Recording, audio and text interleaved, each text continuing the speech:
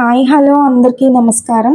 Welcome back to our channel. మరొక వీడియోతో మీ ముందుకైతే వచ్చేసాను అన్నమాట. చాలా రోజుల నుంచి వీడియోస్ అయితే క్రమంగా అప్లోడ్ చేయలేకపోతున్నా. దానికి కారణం నాకు హెల్త్ సరిగా ఉండడం లేదు. మెయిన్ ఏంటి అంటే గొంతు బాగా నొప్పి అన్నమాట. తర్వాత కోల్డ్ ఇంకా ఫీవర్ కూడా ఉంది. సో దానివల్ల అయితే రెగ్యులర్గా వీడియోస్ అయితే అప్లోడ్ చేయలేకపోతున్నా. ఇంకా ఈ రోజు ఎలా అయినా వీడియో చేయాలనే ఉద్దేశంతో మీ ముందుకు ఇలా అయితే వచ్చాను. ఐ హోప్ మీ అందరికీ ఈ వీడియో నచ్చుతుందని అనుకుంటున్నా. వచ్చి మార్నింగ్ టైం కొన్ని హాట్ వాటర్ అయితే తాగుతున్నా. తర్వాత బయట నుంచి టిఫిన్ తీసుకొచ్చారనమాట. ఇంకా లేవట్లేదు కదా, టిఫిన్స్ కూడా ఏం చేయట్లేదు. సో బయట నుంచి అయితే తీసుకొచ్చారు. ఇక్కడైతే టీ పెడుతున్నా. దానిలోకి కాస్త షుగర్ అయితే వేస్తున్నా. తక్కువ షుగర్ వేస్తాను, ఎక్కువ టీ పొడి అయితే వేస్తాను అనమాట. కొంచెం స్ట్రాంగ్గా ఉంటుంది. కొంచెం అల్లం ముక్క, ఇక్కడ మిరియాలు అయితే వేసుకుంటున్నా. ఎందుకంటే కోల్డ్ వల్ల థ్రోట్ బాగా ఇన్ఫెక్ట్ అయిందనమాట. బాగా పెయిన్, ఇంకా మాట్లాడలేకుండా ఉన్నాను కదా. సో ఇలా స్ట్రాంగ్ టీ తాగితే ఏమన్నా థ్రోట్ రిలాక్స్ అవుతుంది. పిల్లలకి స్కూల్ క్యారియర్ కోసం లంచ్ అయితే ప్రిపేర్ చేస్తున్నాను. బెండకాయ కర్రీ చేస్తున్నాను అనమాట. ఇంకా ప్రాసెస్ చూసేయండి. తెలియదని కాదు, కొంచెం నేను చేసే ప్రాసెస్ నా స్టైల్లో ఎలా ఉంటుందో చూపిద్దామన్నమాట. చూడండి, నచ్చితే మీరు కూడా ఇలా ట్రై చేయండి. ఫస్ట్ బెండకాయల్ని కట్ చేసే ముందు ఒక 10 లేదా 15 నిమిషాలు ఉప్పు పసుపు వేసిన నీళ్ళలో నానబెట్టాలి. తర్వాత వాటిని పీసెస్గా కట్ చేసుకొని తాలింపు వేసుకోవాలి. ఇక్కడ మీరు అబ్జర్వ్ చేశారా, నేనైతే ఉల్లిపాయ వేయట్లేదు. ఇంకా ఉల్లిపాయ లేకుండా వెల్లుల్లి ఒకటి వేసి, ఎండుమిర్చి, కాస్త కరివేపాకు, తాలింపు గింజలు వేసి చేసేస్తాను అనమాట. పిల్లలకి మంచిగా ఉంటుంది, టేస్ట్ కూడా బాగుంటుంది, ఎక్కువ స్పైసీ కూడా లేకుండా ఉంటుంది. ఇంకా తగినంత సాల్ట్, కొంచెం పసుపు వేసుకొని కొంచెం సేపు మగ్గనివ్వాలి. మూత పెట్టేస్తే ఏమవుద్దంటే వాటర్ ఫామ్ అయ్యి జిగురుగా అయిపోతాయి బెండకాయలు. సో మూత లేకుండా కొంచెంసేపు కుక్ చేసుకోవాలన్నమాట.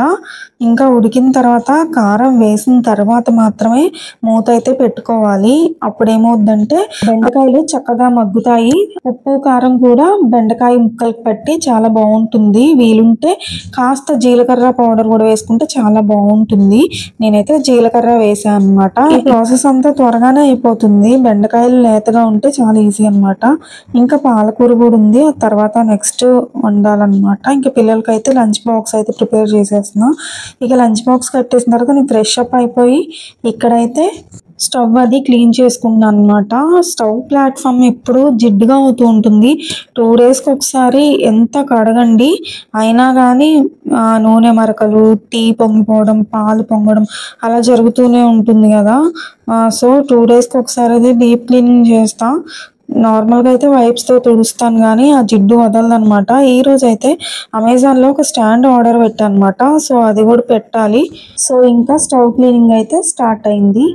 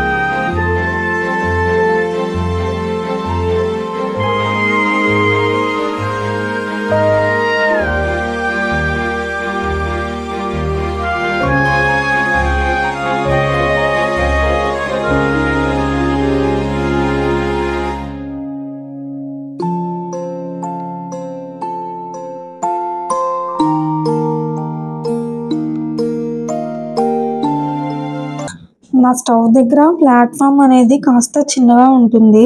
అసలు ఈ స్టాండ్ పడుతుందా లేదా అని ఫస్ట్ అయితే డౌట్ వచ్చిందనమాట. కానీ చాలా యూస్ఫుల్ అనమాట. చాలా తక్కువ బడ్జెట్లో వస్తుంది. ఆ ప్లేస్లోనే ఈ స్టాండ్ అయితే ఇప్పుడు నేను అడ్జస్ట్ చేయాలి. ఇంకా చూడలేదనమాట. ఇంకా స్టవ్ కడగడం అయిపోయిన తర్వాత మొత్తాన్ని ఒకసారి చూడాలి. స్టాండ్ మాత్రం చాలా బాగుంది. చిన్న చిన్న డబ్బాలు అవి పెట్టుకోవడానికి బాగుంటుంది. ఫైనల్ గా అయితే నాకు ప్లేస్ అయితే దొరికేసింది. ఇలా అయితే అడ్జస్ట్ చేశాను. ఇంకా స్టాండ్ కి వాల్ స్టిక్కర్స్ లాంటివి నా దగ్గర ఉన్నాయన్నమాట. ఇది వరకు స్టిక్ చేశాను తీసుకొచ్చి. సో అవి మిగిలిపోతే వాటిని అయితే అలా పెడుతున్నాను.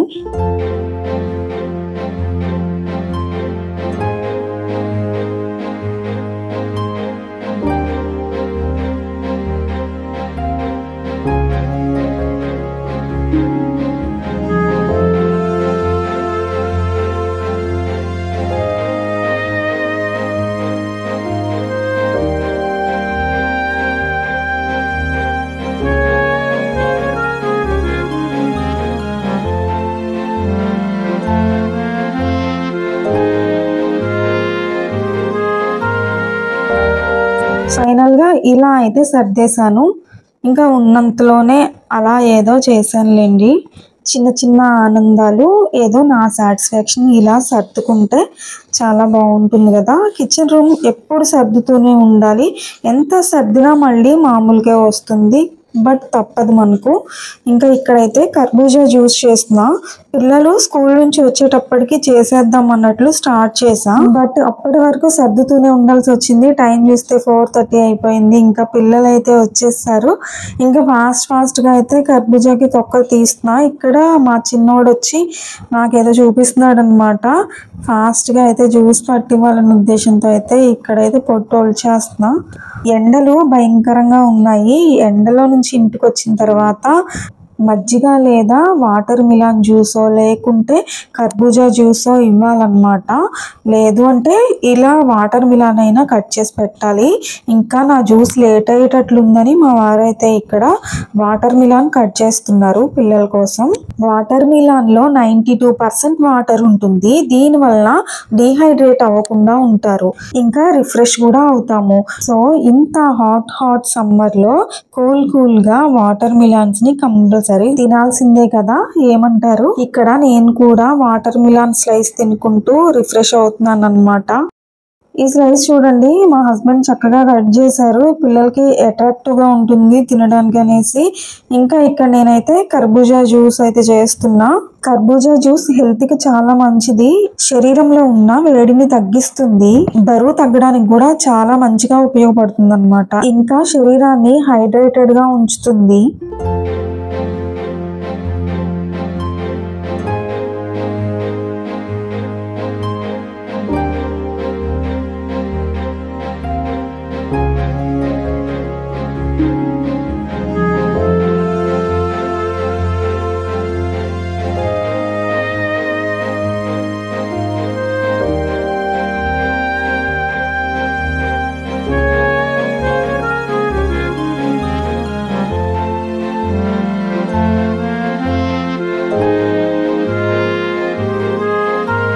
కట్ చేసుకున్న కర్బూజా ముక్కలన్నిటినీ మిక్సీలో వేసుకొని తగినంత పంచదార వేసుకోవాలి. కొన్ని పాలు కూడా పోసుకొని మీకు ఇష్టమైతే కొన్ని ఐస్ క్యూబ్స్ కూడా వేసుకొని మిక్సీ చేసుకోవచ్చు. నేనైతే ఇక్కడ ఐస్ క్యూబ్స్ వేయట్లేదు. పిల్లలకి మళ్ళీ జలుబు దగ్గు లాంటివి వస్తాయి కదా, సో నార్మల్గా అయితే ఇలా పట్టేశాను. ఇంకా వీటిని వడకట్టుకోవచ్చు, లేదు అంటే వడకట్టుకోకుండా కూడా తాగొచ్చు. పిల్లలు పిప్పి ఉంటే తినరు, సో తాగరు. సో అందుకోసమని వడగడుతున్నా.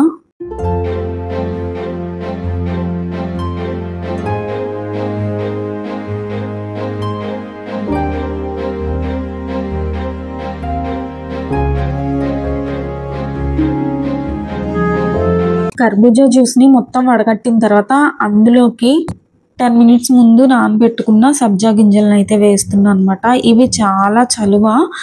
పిల్లలకి కంపల్సరీ ఈ జ్యూస్ని అయితే మీరు ఈ ఎండాకాలం అయితే ఇచ్చి తీరాల్సిందే. చాలా మంచిది కదా ఆరోగ్యానికి. సో ఇంకా ఇక్కడైతే మా వాళ్ళందరికీ జ్యూస్ పోస్తున్నా.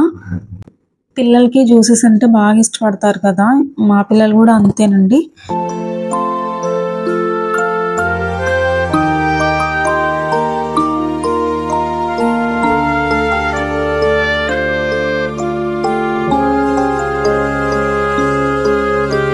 ఇంకా ఈ వీడియో ఇంతటితో ఎండ్ చేస్తున్నా. ఈ వీడియో మీకు నచ్చితే కనుక లైక్ చేయండి, కామెంట్ చేయండి అండ్ సబ్స్క్రైబ్ చేయడం మాత్రం మర్చిపోకండి. Thank you, bye.